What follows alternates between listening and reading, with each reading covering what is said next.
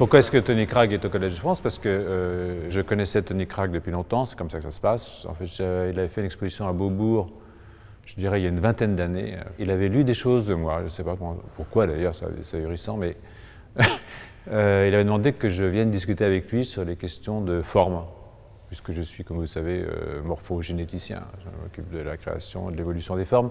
Et en fait, quand on regarde ces choses-là, effectivement, il y avait quelque chose d'une forme, un peu de sécrétion, si vous voulez, quelque chose ouais, il y a de la matière, il y a de la forme. Donc ça l'amusait de confronter simplement un scientifique avec un artiste sur une question qui pourrait être plus ou moins un objet, pas forcément le même objet, d'ailleurs certainement pas le même objet, parce que les sciences et l'art sont choses complètement différentes.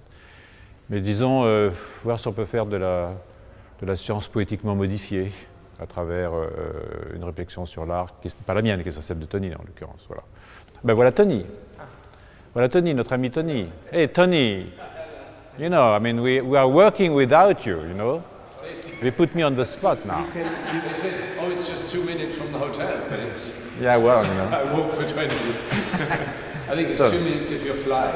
Yeah, how are you? You good? Fine, yes, I'm good. How are you? Yes, bonjour. Hi.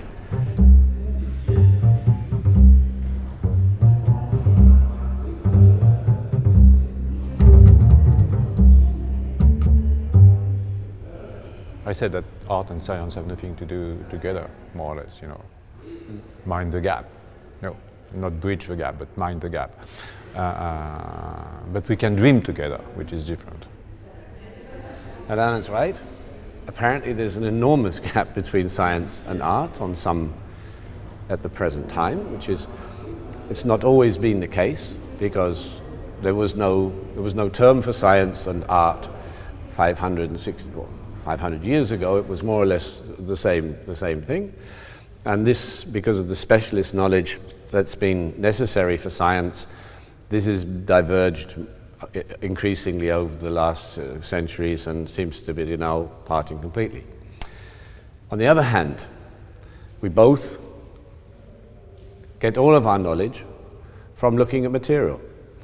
And that's not surprising, because everything we see around us is made of material, or it's phenomena, and we are made of material, and even if you push it to a sort of limit, which I think you have to, be consequent about it, our intelligence, our thoughts, and our emotions are also phenomena of the material.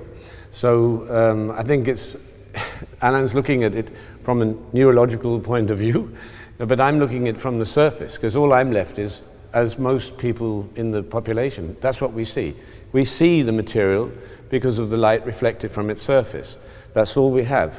But we're always using our mind to go underneath, beyond that surface. We look at a face. This is very interesting, Alain, but I want to know actually what does it mean? What is behind that face? So that's not a scientific investigation, that's something about, for me anyway, it's something about getting to know things on a different level.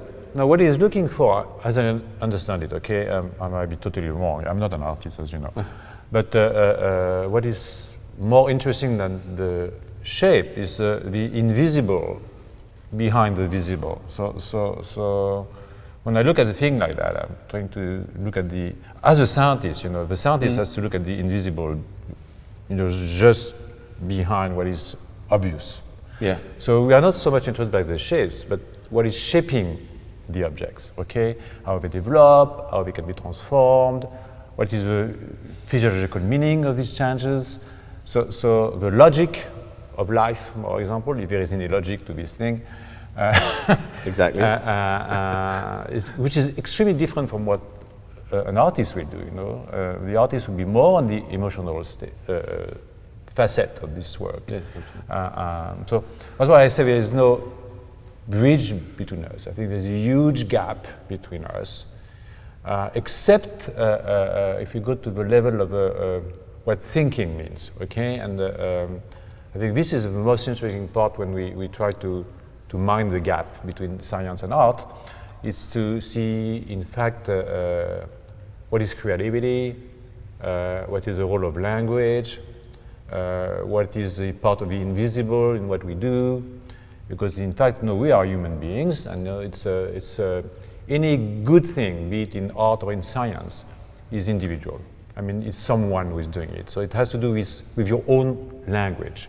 I mean, a great artist, I don't know, but he will confirm, or I mean, he will say I'm wrong, but I think that a great artist or a great scientist or a great writer is someone that invents his own language in many ways. Absolutely. And this is what can sort of allow us to discuss. I mean, it is a basis for a discussion.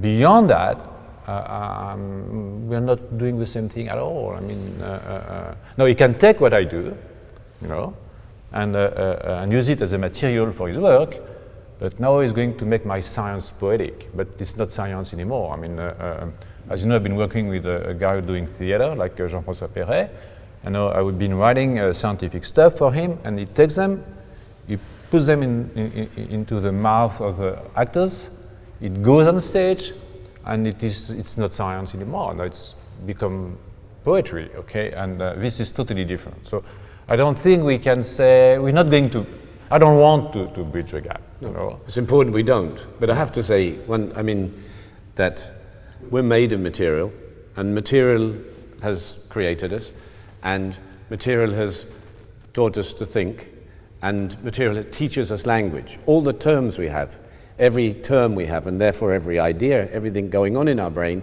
has come from outside.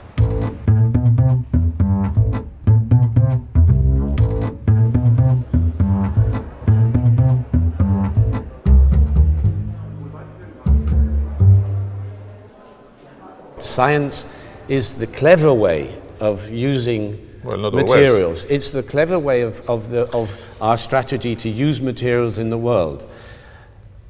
Artists sometimes get into a position to tell us give a perspective on that and tell us what it means. They can say, these two galaxies will collide together. This is a fantastic abstract notion, if you like, and the scientists are always there pouring out these incredible pieces of information about our reality. How do we get that in our heads? Who provides images for that? At the end of it, a priori, but even going into those situations, I always have to say, it's probably not a scientist, something they can agree with, but it's very often artists that go to the moon. The artists went to the moon before the scientists got there. The artists thought about transmigration. They thought about lots of different things and socials and forms of society. Lots of things come out of a sort of an artistic point of view in being able to, because they don't have to be realized and they don't have to function. They can just throw up all the options. In the end, a more rational person with more knowledge and will then decide the course of history. But I think we have a useful interest. The first planes were fabricated in 19-something, 1903, 1904, I don't know. And we were just flying like that. I mean, at 1 meter off the ground, and 60 years later you are on the moon.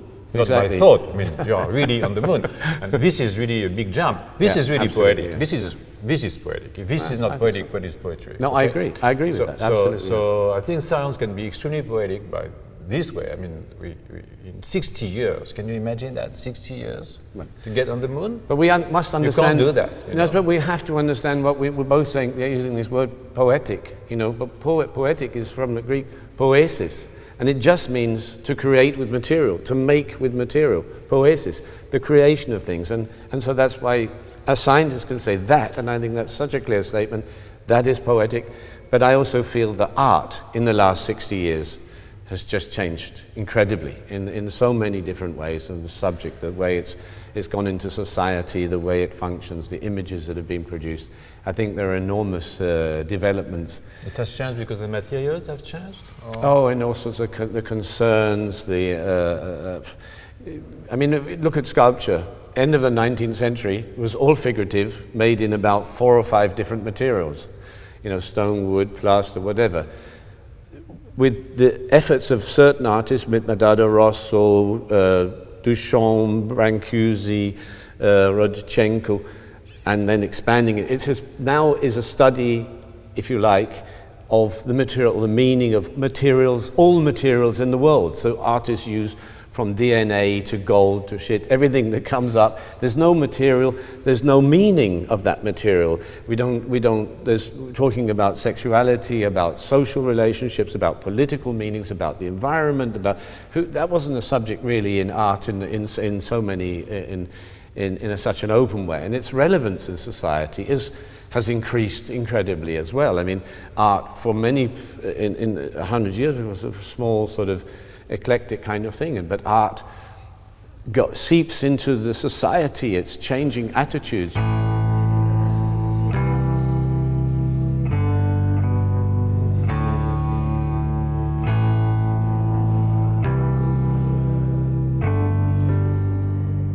Science is so logic, I mean, in a way that you would think that you could get all the information, and if you had a way to classify it with a very, very big computer, you could create knowledge. And the question is it true or isn't it true? For example, if you take Darwin, for example, let's go back to the basics. If you take Darwin and all the information that Darwin has gathered for 30 years, sailing and collecting and writing letters to his colleagues and getting all these little notes that he had in his house. And he's made sense of it and developed a theory, the theory of evolution, basically because he had read Malthus. And now if you take all this information that he had, and you imagine a big computer, okay, where you could sort of put the information in the computer. What comes out of the computer? Is it the theory of evolution that Darwin provided, or is it something totally different? This would be a very nice experiment to do. We can't do it indeed, but it raises the issue of what is the role of the human being Darwin, his imagination, his sorrows, his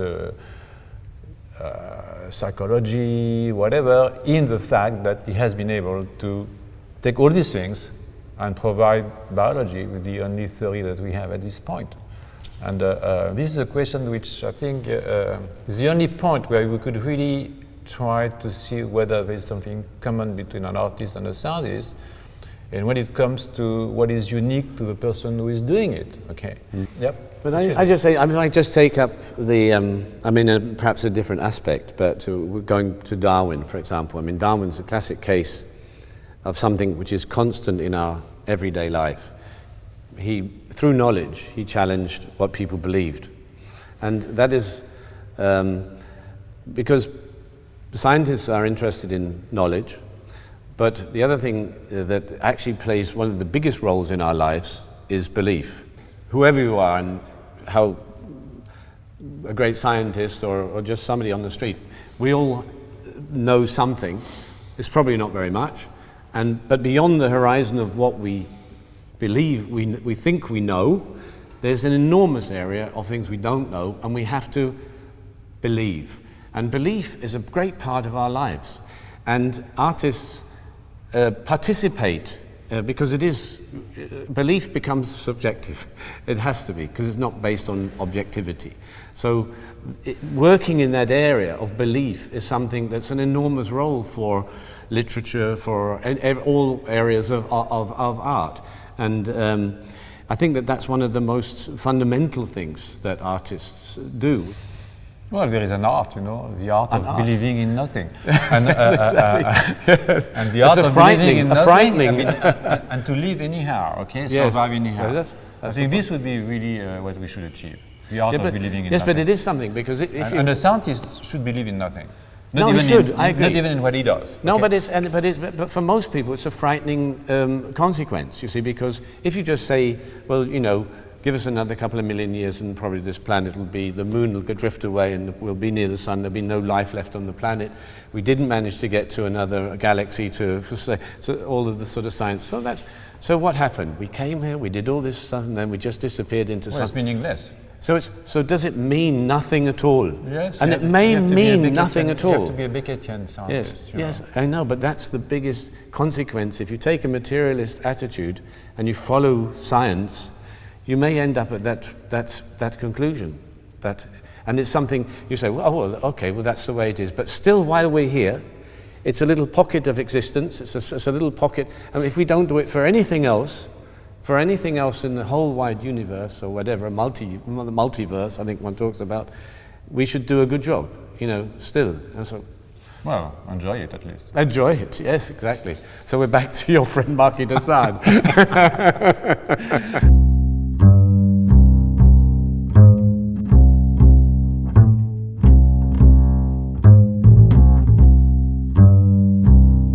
One of the great things that sculpture does, that it's a very small category of objects in the world. It doesn't belong to nature, and it doesn't belong to our mankind's normal usage of material in a kind of utilitarian sense. And because utilitarianism makes the material use certain very limited, lowest common denominator decision-making processes, it becomes very low level and very relatively boring, to be honest, very relatively meaningless. We're in the process of impoverishing the whole of the form on our planet. And sculpture, it is my belief that sculpture is a way of developing forms that act against this impoverishment, with the general tendency that we have in making things. And that's really, that's all my work is about.